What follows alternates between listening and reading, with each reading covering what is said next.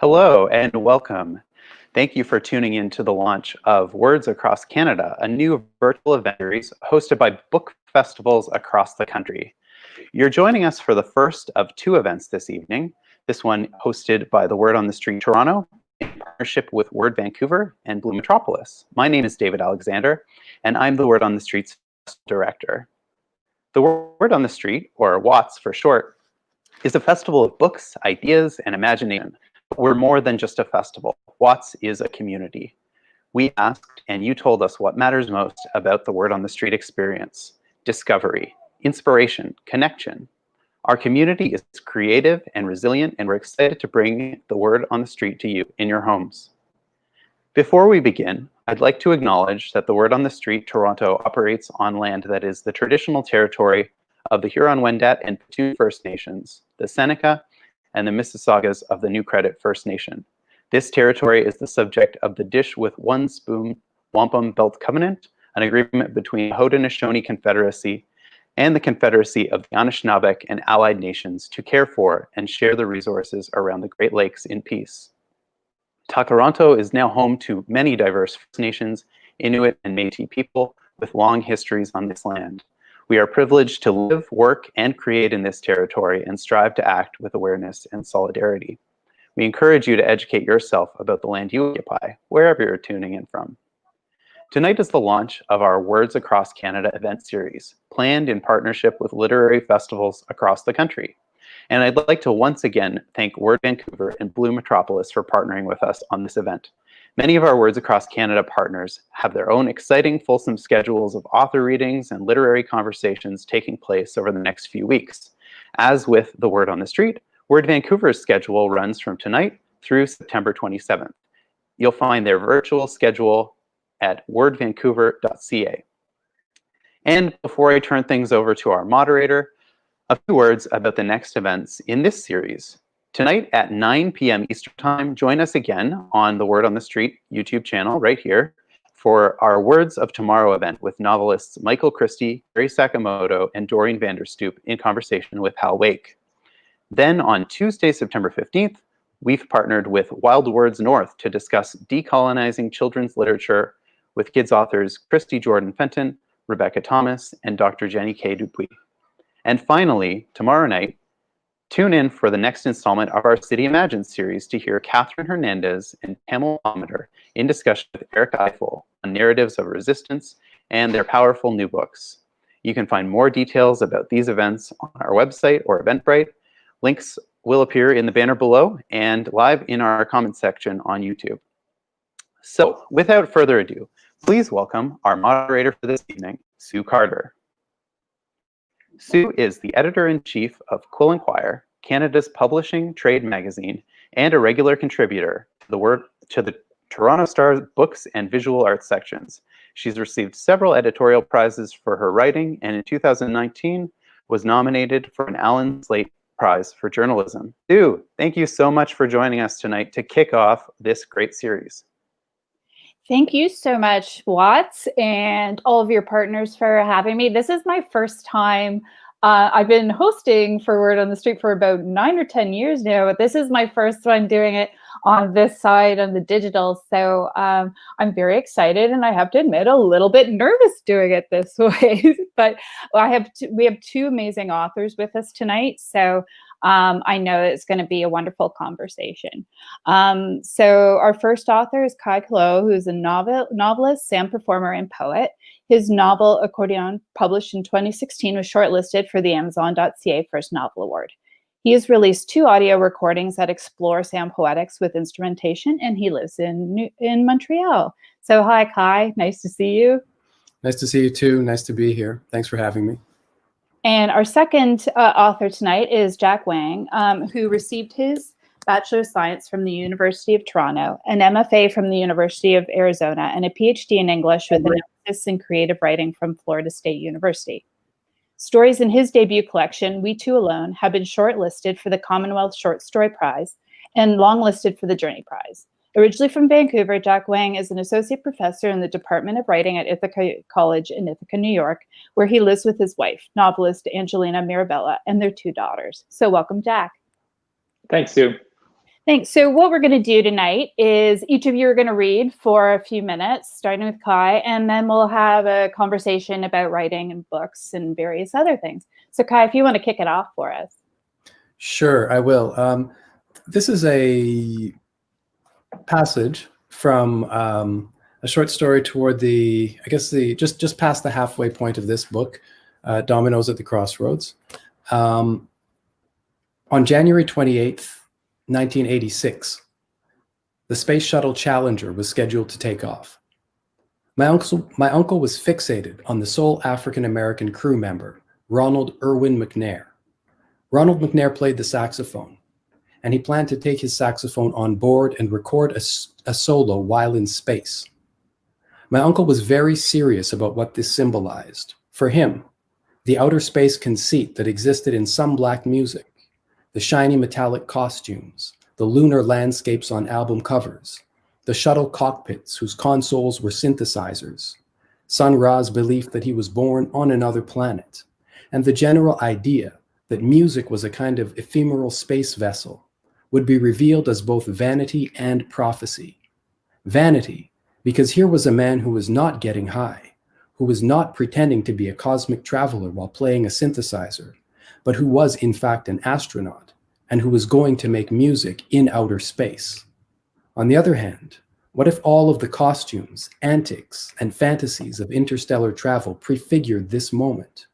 The launch of the Challenger, with Ronald McNair and his saxophone on board, sent the message that Black music would be at the forefront of the future, leading people beyond the inanities and indignities of police profiling, second-class citizenry, Reaganomics, referendums, dictatorships, fear, and flight. Ronald McNair's Challenger flight was not about fleeing. It was about purpose and direction. The Challenger lifted off, but it exploded seconds after it broke the sound barrier. On February 7th, 1986, the Duvalier regime was toppled, and Baby Doc himself was on a plane to France, fleeing for his safety. Wonderful. Thank you so much for that. Jack, you up now? Yeah, I'm going to read a few paragraphs from a story called The Night of Broken Glass. And as the title suggests, takes place over 2 nights in 1938. People probably know that Kristallnacht was the result of a minor German diplomat being killed in Paris by a 17-year-old Jewish boy who was despondent that his family was languishing at the German-Poland border, unwanted by either side. And the death of the minor German diplomat set off 2 nights of domestic terrorism. And this story is about the Consul General of China in Vienna at the time. It's told from the point of view of his son. This is just actually a little bit of backstory within the short story. I met my mother for the first time when I was 6. I say mother because that was what I was expected to call her, and did, though in fact she was my stepmother. My real mother died of tuberculosis when I was 5. A year later, my father came home with a new wife. He'd been studying international law in Chicago, despite already having a PhD in political economics from the University of Munich. While he was gone, I received a series of brightly colored linen postcards of the World's Fair, the Hall of Science, the Avenue of Flags, the iron lattice towers of the Sky Ride. The theme of the fair was a century of progress. That's where my father met Grace. It was a windless, thick-aired summer day in Changsha, when a motor car saddle with steamer trunks pulled up in front of our house, and a woman in a white blouse, wide-legged trousers, and large sunglasses climbed out.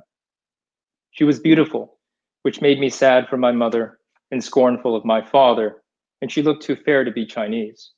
As it turned out, she was half Chinese, born of a Chinese father and a German-American mother.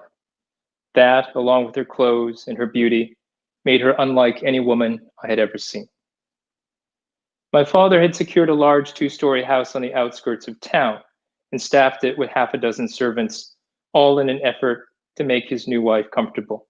But as soon as they arrived, he was stricken by all he had not foreseen. The house had no running water and Grace refused to use the privy, which had no seat. It admitted at that time of year an audible drone. After pleading with Grace in hushed tones, my father ordered old Chow into town for a portable commode, a trip of at least 3 hours. For the rest of the afternoon, my new mother paced the courtyard, smoking one lucky after another, which made her seem feral and caged. I'm going to skip ahead a little bit. Needless to say, Grace was unhappy in China. Though my father had no particular desire to leave, he began to eye the foreign service. When the governor for whom he worked recommended the post of first secretary in the Chinese legation in Austria, my father accepted for Grace's sake. We arrived in Vienna in June of my 10th year, after a 3-week voyage on the Conte Verde through Saigon, Singapore, Madras, Bombay, Aden, and Port Said. The city was glorious with summer, and everywhere open-air orchestras paid homage to the old masters, which made our lives seem set to music. Many nights my parents put on tails and gown and went to balls and receptions, living at last the life they were meant to live. At first, everything did seem better, but it wasn't long before Grace again felt stranded. She could no more distinguish der, die, and das than she could first and second tones. Then, in the spring, German troops goose-stepped through the Ringstrasse, just blocks away from our townhouse. The crowds that greeted them were lusty, adoring, as was I, my schoolboy fantasies of soldiers and guns come to life. My father did not raise his arm, but he didn't stop me from raising mine. Thank you very much, Jack. It was really interesting to me that both of the stories that you picked tonight revolve around events that we think we know the narrative to, that we grew up with or we knew certain stories from, but looks at them in a completely different way or from another perspective than perhaps most people are familiar with. And I'm wondering if that's an important part of telling stories through a historical lens. If either one of you wants to start off. I'll go for it. I mean, I can, it's an interesting observation because on the one hand, I think you just tell the stories that occur to you to tell, right? And leave it to readers and others to sort of assess the perspective from which you're telling those stories and see how that perspective might differ from their own. And I think on the other, sometimes there is sometimes a deliberate desire to represent a perspective that on a particular event that you have not yet seen represented. So I think it works both ways sometimes. Yeah, in my case, the genesis of the story is very distinct in my mind. I went to Shanghai in 2010 for the World Exposition, and I was at this Israeli pavilion where there was a plaque dedicated to a man named Feng Shanho. And this story is actually based on a historical personage. And he wrote exit visas for Jewish Austrians, apparently thousands, to go to Shanghai. And that's why he was thanked by this plaque. And to me, it was a story that I was unfamiliar with. And so the genesis of the story was, why don't I know about this guy? And so sometimes stories, they evolve out of this desire to excavate some history, some story that's been forgotten, omitted, neglected. And, he wrote a diplomatic memoir, very obscure. I'm sure almost no one has read it. But he says very little about this night. What was interesting about the diplomatic memoir is he says at one point, basically, while all this was going down, my marriage was falling apart. But he says very little about it. And so imaginatively, as a writer, you also need that space, to imagine your way into something and not simply tell a story that someone else has already told. And so for me, that was what I had questions about, and so that's why this passage that I read, focuses on his marriage as well.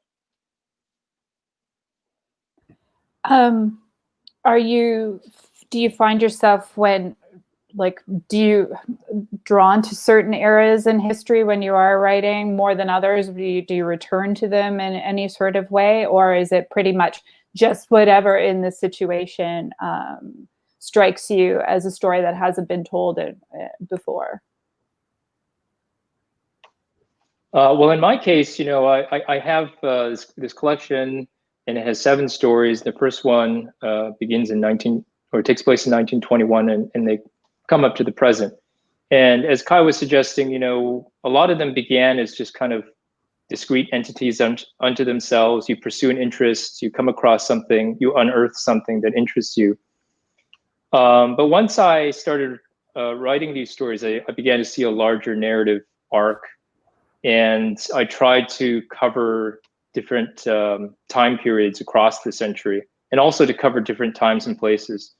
I'm writing about the Chinese diaspora, but it's such a, you know, Chinese diaspora is, like any diaspora, is so vast and multitudinous that you can only gesture at its vastness and, you know, and and its breadth. So I tried to cover times and places. So it became eventually a kind of deliberate strategy in shaping the collection. But at first it was just following discrete interests. Yeah, in my collection, a lot of similar. There are a lot of parallels to, I think, the way you might have approached yours. I think that mine might have proceeded in a little bit more of an undisciplined way, an arbitrary fashion, I guess, because I think there were certain historical episodes that suggested themselves based on the direction that a particular story might have been taking, and based on the backgrounds of the characters. Because in my book, the characters are all linked to different Caribbean backgrounds. So some might be from, so, you know, it's the Afro-Caribbean diaspora, I guess. And some might be from Trinidad. Some might have parents from, say, Jamaica or St. Vincent or Guyana. And they all find themselves here in Canada. I think there are a couple of exceptions to that. There are a couple of stories that are set with an African character who's actually a character in a Quebec novel from 1968, and he kind of reappears here. But generally, they're characters with different ties to the Caribbean, and they, as they kind of move about the country pursuing their lives, they disappear in time. They go through sort of these portals in time and connect to different historical events, or at least they have an awareness of different historical events, and those events begin to play a greater and greater role in their thinking about the present moment, in their thinking about their lives, in their relationship to their family and to their past. But, you know, there are, I didn't set out really to address any particular historical moments. But Jack, I find that fascinating, the way you came across the story of the characters you have in that story about Nacht. Yeah. Did you were you inspired at all by Exit West? If I may ask a question, and I don't know if you read Exit West by Mohsen Hamid, but no. It's a story of migration, but there are portals basically that don't move through time but through space, and so, you know, your book it reminded me of that. I was inspired by 2 books actually. One was a poet in Montreal, Aaron Boothby, introduced me to John Keane and a book of his called Counter Narratives, and they're these incredible stories. Some of them take place in Brazil, some of them take place in Haiti, and some of them take place in the States.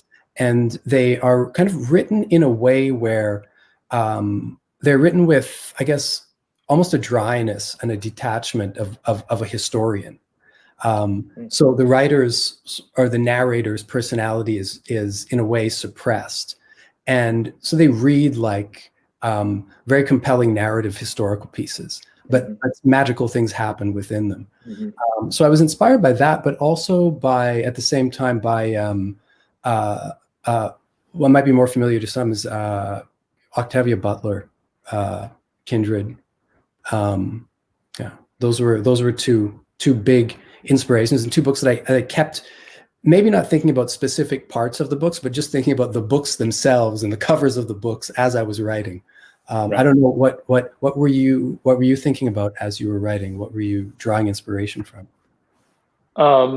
Yeah, I think that because I was, writing these at first, it really is very discrete stories unto themselves. Each story seemed to have a couple of touchstones. Every story has. I'm sure it's true for everyone. They're always having some kind of literary conversation, and you always have a couple of stories or novels in mind. Curiously enough, the story that I just read from The Night of Broken Glass, oddly enough, I could not solve the point of view of the story for the longest time, because I tried to tell it from the point of view of the diplomat himself. And I tried many iterations and didn't work. And I was reading a story that, on the surface is totally different, Canada by Richard Ford. And it just happened to be told from the point of view of a son who's recounting his parents and their bank robbery.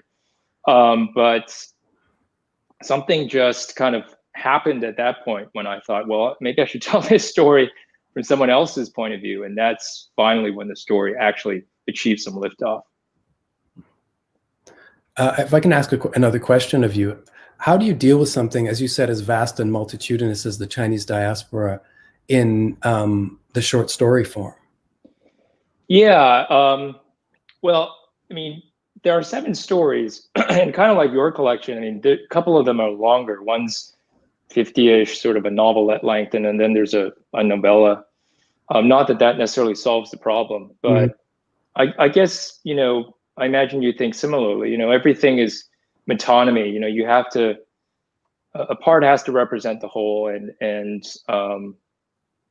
for me, there were ways that I narrowed the scope. The Chinese diaspora includes, way more than any collection could possibly speak to. And it's presumptuous even to say that I'm writing about the Chinese diaspora in some ways. It's really a shorthand just to help people, right, sort of get a grasp of what the general subject is. But I also narrowed it not only by just writing about a century, but mostly people who are coming to the West, as opposed to the diaspora that may have gone to other Asian countries, for example. And a lot of the people are more like me insofar as they're maybe first or second generation in their immigrant experience. So stories that resonated with me and that I pursued probably were similar to my own experience. But yeah, it's all metonymy, right? Because it's just too much to try to narrativize in any one book. And you mentioned before, we were talking about disparate interests, and Kaie, you're also a musician and a sound poet, and Jack, I believe you're a hockey player, and that first wonderful story in your collection is, about hockey, and I'm kind of curious about what these pastimes and professions or pursuits, whatever they are to you, bring to you on a personal level, and then what do they allow you to explore on the page as well?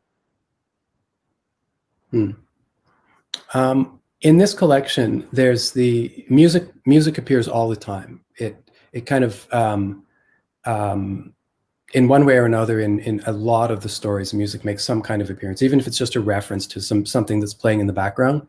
But there's a kind of long story in the middle of the collection that splits it in two, and that was actually intended to be a novella.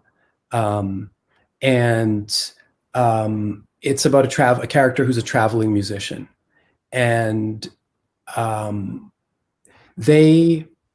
initially they were supposed to go to every province in the story, but then the story kind of petered out before they managed to get to every province, and I kept straining to get them to further provinces, but they wouldn't cooperate. So I kind of, Jack, you were kind of talking about metonymy. It was kind of a part that stood for the whole. It was just the idea of going across, to all of these different provinces that suggested that. But I think narratives arise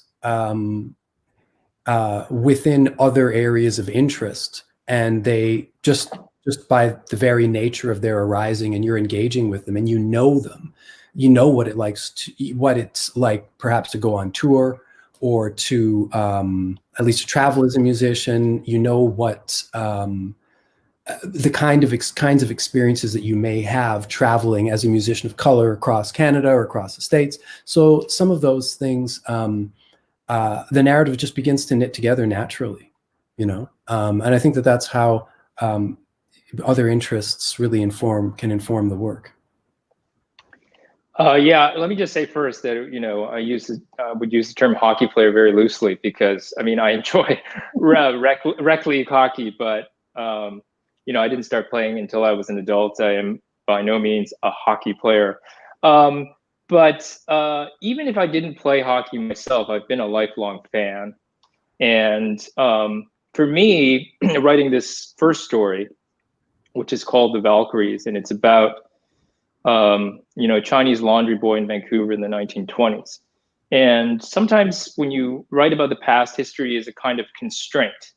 You know, yes, people are familiar with Chinese as laundrymen or as railway workers, and to a certain degree, those narratives have been told, or at least I've certainly read stories about those subjects. And I wanted to break out of those particular patterns or images of the Chinese. And for me, this is a boy who's ostracized by the boys team. So he actually pretends to be a girl and tries to join a girls team. But for me, hockey is very much part of the mythos of Canada. So his aspiring to be a hockey player was just, you know, one way of declaring how much he wanted to be, how much he wanted to belong to the country that he lived in, how much he wanted to be, at the time, British, but essentially Canadian. So even if I didn't play hockey myself, I think it was still useful, you know, still useful metaphorically as a symbol of what he desired.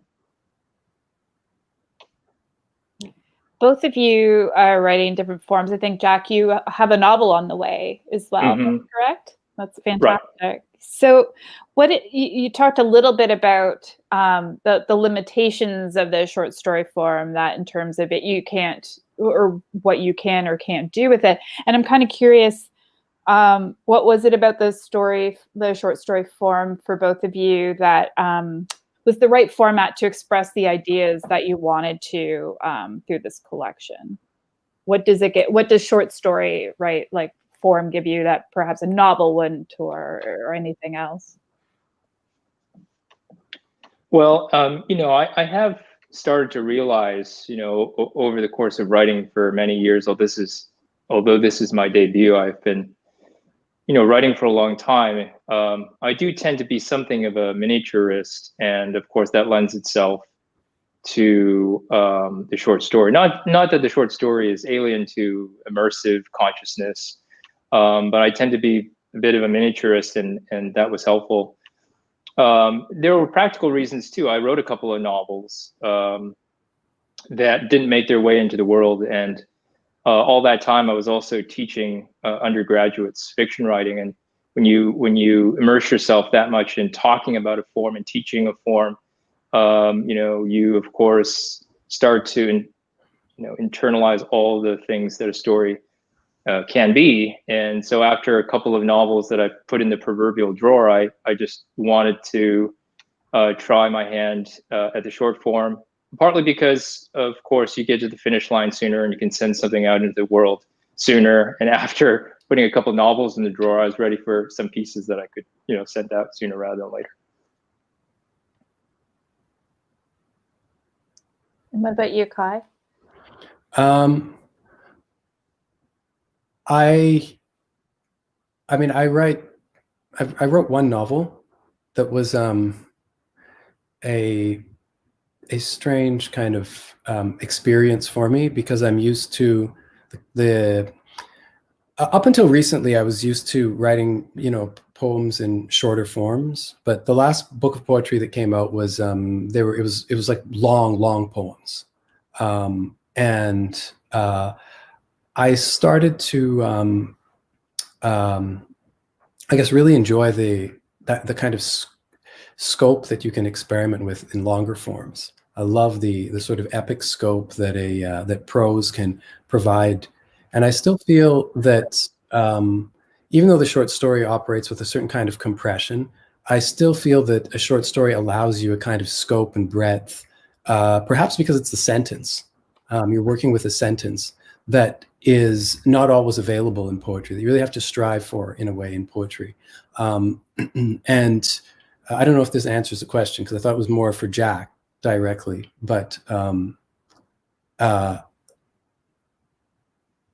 No, that's great. okay. I want to hear from both of you. No, that's wonderful.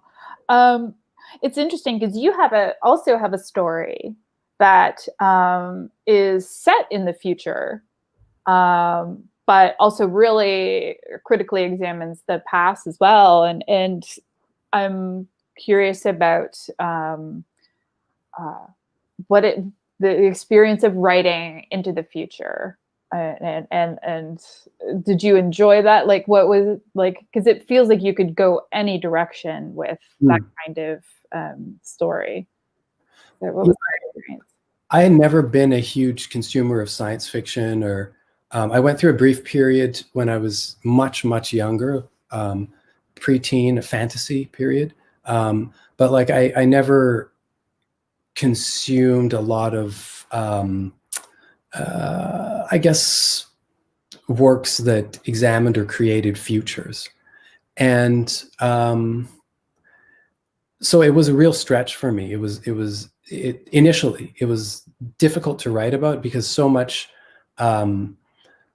tedious work has to be done in kind of world building and scene setting. It's very hard to just kind of enter the narrative at a certain point, right? You consistent, or maybe it's not that hard, but as a writer, I felt like I consistently felt like I had to provide additional background information. And so I had to resist that urge to do too much, hang up too much scaffolding kind of thing, and just move through the narrative. And I think that that's one of the difficulties, or one of the challenges, when you're entering a world that is in a way your world, but it's not. It's vastly different. And the world that you've envisioned, because it's set in the future, is really radically different from this one.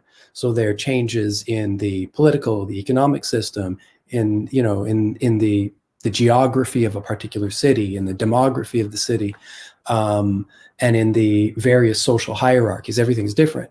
And how do you communicate that as economically as possible? That became a real challenge. And you, the story is told, and is it your great grandson? So you've inserted my great granddaughter, and she's talking to a historical society on the I think Montreal's a pretty old city. I can't remember how old it is. 300 and I think it's set like 125 years in the future, I think. And she's delivering a discussion to to a historical society about sort of the history of Black belonging in Montreal and the Black presence in Montreal. And that's not the only time that you become almost a character, or your name appears in one of the stories as well. Yeah, Kaikellow appears a few times in the book, and sometimes that's done just because it just sort of happened, right? And because I have to say, I'm not a studied short story writer, right? This was the first attempt at short stories, and I really felt like, in spite of all the reading of short stories that I've done over the years, this was really an attempt to tell the stories that I wanted to tell in the way that occurred to me as the narration was ongoing. And so, as a character, I appeared in a number of stories, and on one or two occasions, it just sort of happened spontaneously. But in the editorial process, it became more of a deliberate placement and a way of sort of undercutting or undermining the narrative voice and questioning their credibility. So you mentioned Montreal, and I'm curious for both of you in terms of geographies and sense of place and building that, and how important is location and also the movement between locations in your writing.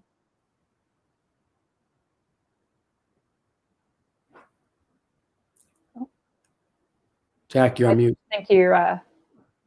Oh, I'm yeah, sorry. No worries. That's what I get for deciding to put myself on mute.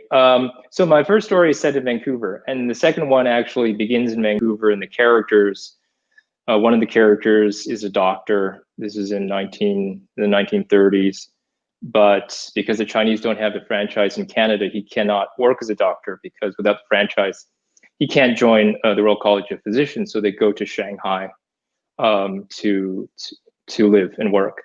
And so my collection begins sort of close to home, so to speak. But the collection goes much farther afield. It goes to, of course, Vienna, but also London, Port Elizabeth in South Africa, New York City, and Tallahassee, Florida. And some of these places I've lived in and know pretty well, and other places I have not.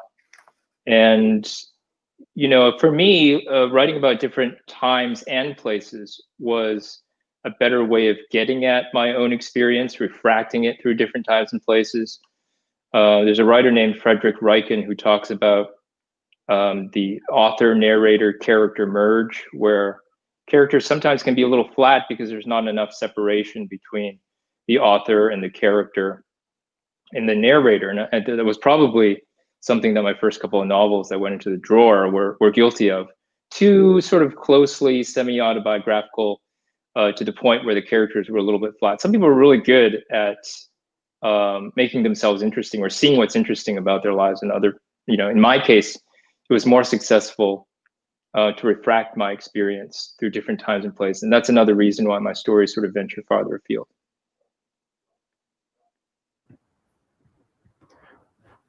For me, I think one of the interesting things about being part of a diaspora is that even if you're fixed in a particular place where you have to live your life, you become aware of all of these other places.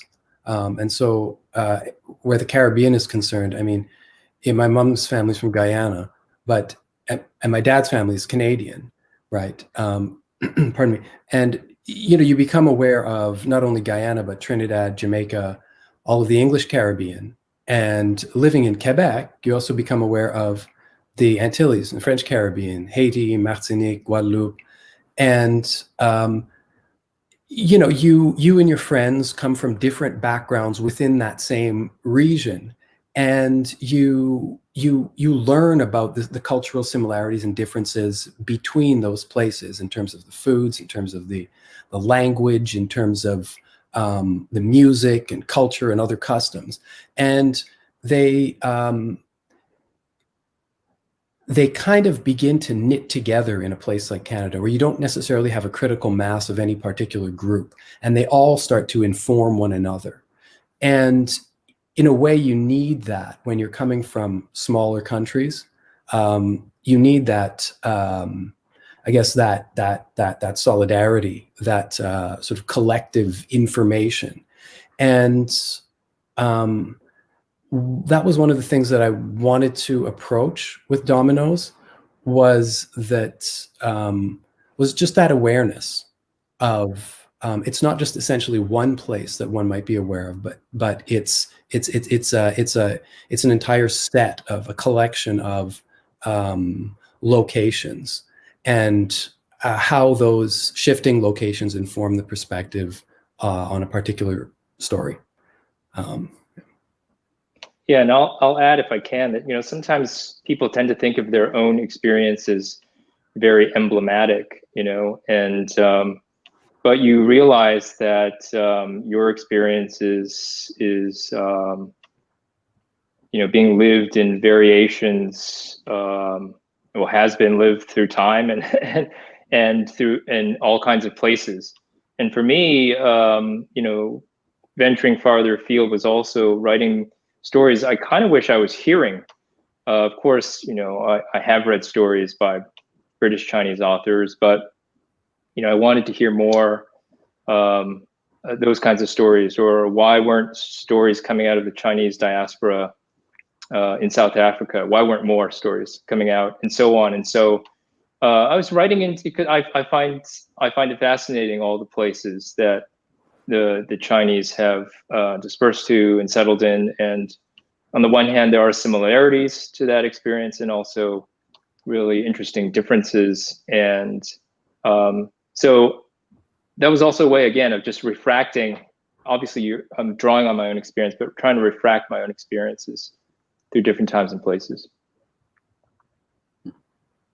Are you thinking about readers in those situations?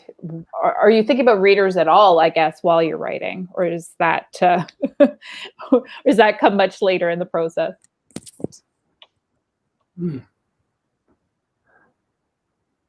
I don't know. That's a good question. I mean, yes, of course, you're thinking of readers because you're trying to put something into a medium that someone will read, right? So you have to, in a way, you have to think about how they're going to interact with that, and how they're going to discover coherence and the impediments to coherence that they might be discovering. Because a lot of writing a short story is, or any kind of narrative, I think, is kind of an exercise in simultaneously writing the story but undoing what you've written, because it's solving the problems that you create for yourself, or that the narrative creates for itself as it emerges. So I think you're always simultaneous, or at least I would say that I'm always simultaneously in the position of writer and reader. I'm always thinking about not only how I would write it, but how I would interact with this as a reader. You don't always have perspective as a reader. That's why you need an editor. Yeah, I mean, I think that at some point in the process, you are thinking about the reader, and in different ways, and different aspects of the story. So, for example, writing about the Chinese diaspora, writing about Chinese Canadian history at some points. On the one hand, you're writing to people you imagine don't know this history well. But I also imagine that includes new generations of immigrants who have perhaps not delved into the history yet, or fully. I am cognizant of writing about race and who is reading the stories, and the receptivity they're going to feel, and that constant struggle of trying to find that line between addressing racism, addressing injustices of the past, of the present, and also trying to hold their attention with a story. And that balancing act for those who are already inside that story and understand many of the things, and those who are outside that story and have to be cued in certain ways to a new understanding. And the other dimension of being aware of audience for me is also wanting to write stories that the specialist reader can appreciate, but also the non-specialist reader, someone who picks up the book and because all human beings are naturally drawn to story. We are, as Jonathan Gottschall says, the storytelling animal.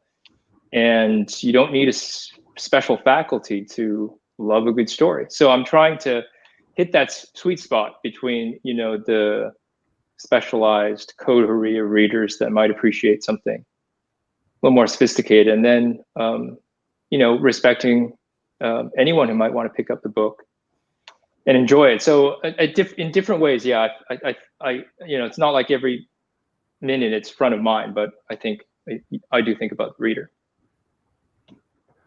Yeah, it's interesting. I like the idea of telling complicated stories, because, as a Black Canadian born in 1975, I am the complication in the narrative, right? And so that is, and and I think of in the ways in which that complication has been elided or overlooked in the past in order not to address it. And so I want to address it. Yeah. So that's that. I mean, I think that that's one really, and I think about that as a reader, how I will confront that what happens when the complication appears. It gets tricky when writing about race, though, because sometimes readers will, I think it will take up more space in the story than what it actually takes up. People might perceive it as having sort of broader scope or more resonance than what it actually has within the scope of the story. And that's very difficult, because if you want to address something, and address race or an instance of racism, you are confronted with that question of how do I address this in a way that tailors its appearance to the appropriate size within the context of the story, so that the reader understands that. Right. That's a very difficult task. Yeah. And, again, just even saying, writing about the Chinese diaspora, it is a kind of shorthand in order to communicate certain things to the audience, to the reader. And yes, I write about race, and I write about the experience of being Chinese. But of course, being Chinese means you're a human, and so you're also writing about family, and you're writing about relationships. You're writing about people who seek status. You're writing about memory. You're writing about mortality. All the things, of course, that matter. And so that's the complication with audience, because exactly what you're saying is like there's a weightedness that I think different audiences give different aspects of the story, and you're trying to find that balance, right? You're trying to find the proportion so that it doesn't, in the minds of perhaps too many of your audience, drown out everything else in this that's also in the story.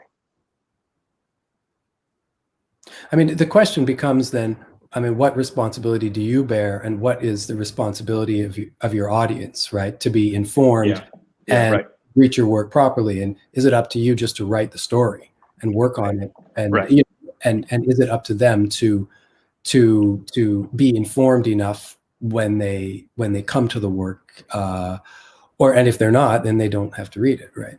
Yeah, and I think increasingly as I write, I think probably that's something that hampered me when I was younger. I was probably too mindful of audience and how things were going to be received. And I think ultimately you do have to write to please yourself first and foremost, and you have to be more fearless than perhaps I was as a younger writer. And I hear what you're saying. You can't write too cautiously. You can't write fearfully. You can't write to appease. You have to be truthful.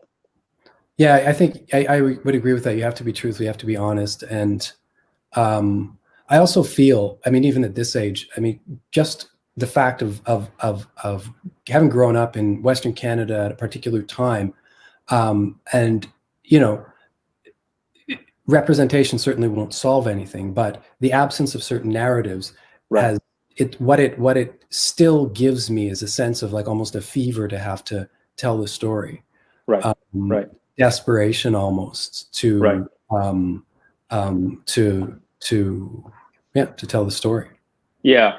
When I was younger, I didn't necessarily write about, I don't know if it was always intuitive to you, but it wasn't intuitive to me when I was younger to write about people like myself, because it wasn't what I was reading a lot of. And Viet Thanh Nguyen, the Vietnamese American writer, talks about narrative scarcity versus narrative plenitude. And you and I think both faced narrative scarcity when we were growing up, looking around, and we're trying to contribute, I think, to that greater sense of narrative plenitude, right? In Canadian literature and literature more broadly. Well, in literature of diasporas too, because I feel like I am writing in traditions that come out of Afro-Caribbean writing, Black writing from the Americas, States as well. Right. And so it's also for me trying to find a connection to those into those other narratives, right? Into the grand historical narrative in a way, right? Right. Trying to find a connection into other narratives about Black history and Black experience and Black existence, Black being in this part of the world. Right. Yeah, and those narratives that come before. Sorry, Sue. I love it. No, please. That's what we're here for. You know, those narratives that come before us are, you know, enabling in different ways, because sometimes I'm grateful to the writers who come before in the Asian North American tradition for having covered certain bases, if you will, you know. And on the one hand, you know, it can feel like the anxiety of belatedness. Oh, somebody already wrote, you know, the great novel about intergenerational conflict in, you know, Chinese American families or what have you. But it's also enabling because it helps you carve out the new space, even as you're having a conversation. And I'm grateful to, you know, my literary forebears, as it were, or predecessors, because yeah, they actually kind of free me from having to talk about some things in order to find new spaces within the, you know, that tradition. So we're at a point where I think we have some questions for you both. So we're going to start with Shazia. Hi, Shazia. So the first question is, how do you find or create a chain of cause and effect between the historical past and the present? So I don't know who wants to take that one first. I'm always of the mind that fiction functions very differently from poetry. In fiction, you're going to meet up with certain constraints, whether you like it or not. Readers will try to impose temporal sequences and a kind of development on what you're writing, even if you're doing things to rearrange that. And creating a chain of cause and effect is not necessarily something that I would even think about doing deliberately, because I know that a reader's going to do that. A reader will impose that and will attempt to discover that. And between the historical, we know that the things that happened in the past happened before the present, but when you're reading, the present is happening now and the past happened a while ago. So since the present is happening now, it's happening first, in a weird reversal of the relationship between the past and the present. But I would just proceed in a way that is, I would wade into it without caution. And I would leave it up to the reader, You know, it's, you know, for those, you know, out there who haven't already intuited this, you know, Kai is much more formally innovative in his work than, say, I am. But in terms of this question, cause and effect, I don't know if Shazia is asking within a story or not. I'm just going to answer it in a broader sense. You know, I sort of feel like whenever I'm writing about the past, I am writing about the present simultaneously. And sometimes those parallels are explicit, but I don't know that I could write about the past if I didn't feel like it was resonating in some way with the present. And just give you one example. So my story that's set in South Africa, you know, there's a part of the story that recounts the election of the Nationalist Party in 1948, very brief section. And nobody thought the National and Afrikaner parties were going to win. And DF Milan was elected with less than 50% of the vote. And of course, as someone who's living in the United States, this is exactly what's happening now, you know? And so in writing about South Africa, I just felt like I was channeling the United States in the present. So in that sense, cause and effect, you know, you write about the past, it is always mirroring, I think, the current moment in some way, or at least it has to be of relevance and interest to me. You to pursue that story. Yeah, sorry. I have to say, Shazia, thank you for the question. It's a great question. And Jack, what you're saying is resembles, I guess, something that I've been thinking about recently. I know over the course of writing these last two books, which is that if I want to think about my own, how I got here into this present moment in Canada, I can't just think back to a certain time. The story doesn't begin at any particular point. I have to sort of take into account the entire history of the Americas if I want to think about and understand. Right. So, the poet Aimé Césaire has a quote that I'm going to butcher, but where he talks about people crossing the globe carrying entire cultures in their heads. So you carry a sort of awareness of your history and of the past in the present moment, and that is part of who you are and part of this moment too. Thanks, guys. So we have another question here from Celia, and is asking, when and how did you know you were a writer? Well, I'll just answer that briefly. I took an interest in writing relatively late. It wasn't until I was an undergraduate at the University of Toronto that I thought maybe I could be a writer. And some people, of course, know from a much younger age, including my daughter, for example, who's known, it seems, since she was 5, that she wanted to be a writer. But for me, there were many years in the wilderness, and unbeknownst to me, all those years of struggle was actually when I was becoming a writer. So it's a complicated question, because for the longest time I thought, well, will I be a writer? Even after a long time working at it, in the sense, you'll publish and all the accoutrements of being a writer. But it was all those years of struggling and figuring out when I actually became a writer. I think a real introduction into thinking about writing came in an undergraduate class I took called The Novel and the Short Story at the University of Calgary in another century. And it was reading some short stories by Flannery O'Connor. And we were asked questions about them that just seemed so vast and nebulous, and I didn't know how to answer them. And I didn't know how to think about what was happening in the story. How do I talk about character development or setting, things like that? Like I just didn't know how to think about a story.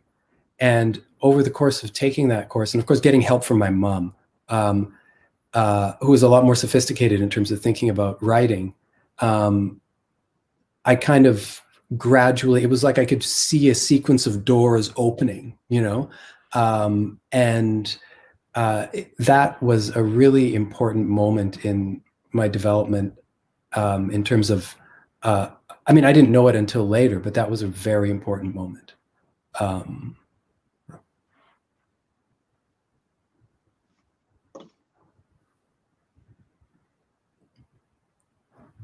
You're on mute.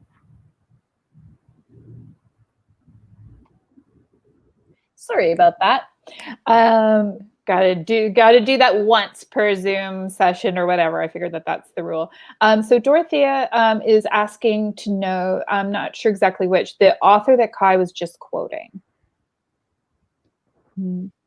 Yeah, I'm not sure when that Okay. was. There's Aimé Césaire that I was quoting, I think, badly. I'll send that along. Boom. Yeah. Oh, perfect. There we go. Thank you. Yeah. So I think we just have time for one really quick wrap-up question. And so Patrina's asking what's been like releasing a book and writing during the pandemic. I'll just say really quickly, I took my first creative writing class when I was 20, and that was 28 years ago. And so, for a long time, I just, sort of imagining the big debut, and all of the accoutrements, as I suggested, have been stripped away. They're like, all of the travel and whining and dining, what you might have imagined, all been stripped away. And you realize, well, the work's the thing. The work is what matters. And somebody at home, not only in their quiet room, but in the silent vault of their own mind, if they're connecting with my work, that is the thing. My book came out, we beat the pandemic by like a few weeks. So it came out and it started to get reviewed and it started to move a bit. So I was fortunate in that I was able to do a launch in person, like a live launch in mid to late February. I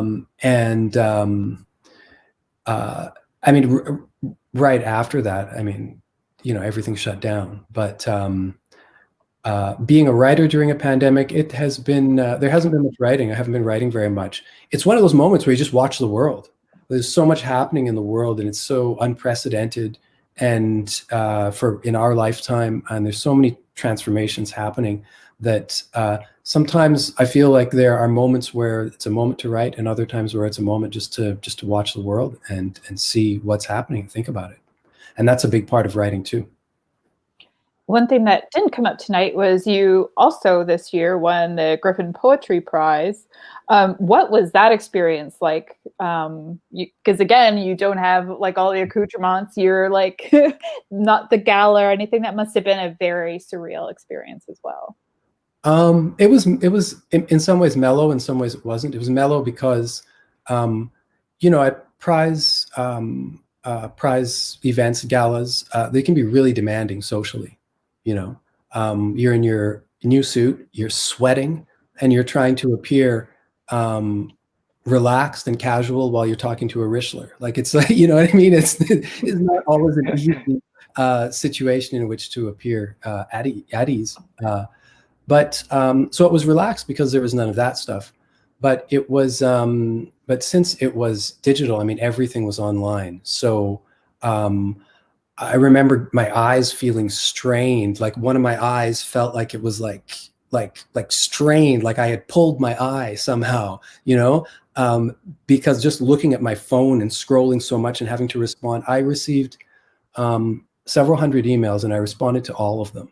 So at a certain point, I realized I had to respond. And so I set out to respond to all of them. And that was really, it was demanding in another way.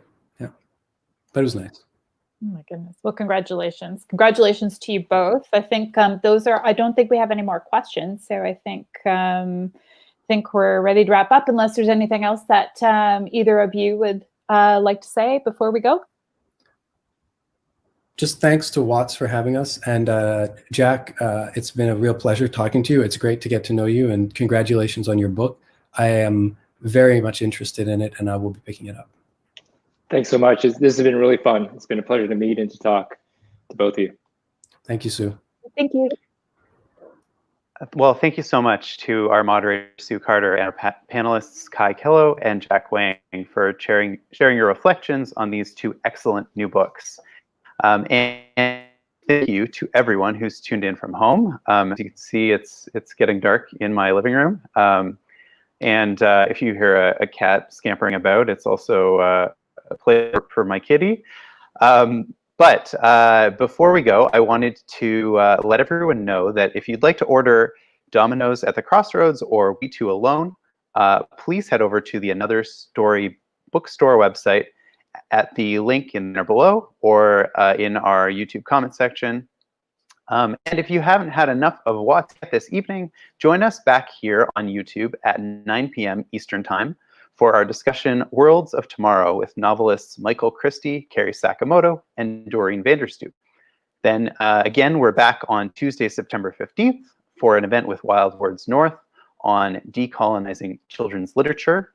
And tomorrow night, as part of our City Imagines event track, you can join us here for a discussion on narratives of resistance with Catherine Hernandez, Pamela Palmater, and Erica Eiffel. Details and registration info are available on our social media accounts or on our Eventbrite, or in the banner below or our comment section on YouTube.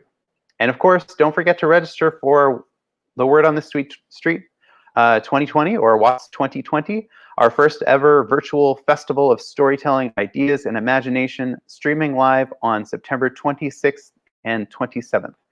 To support the Word on the Street and events like this one, please visit thewordonthestreet.ca and click the donate button. Thanks for joining us and have a great evening.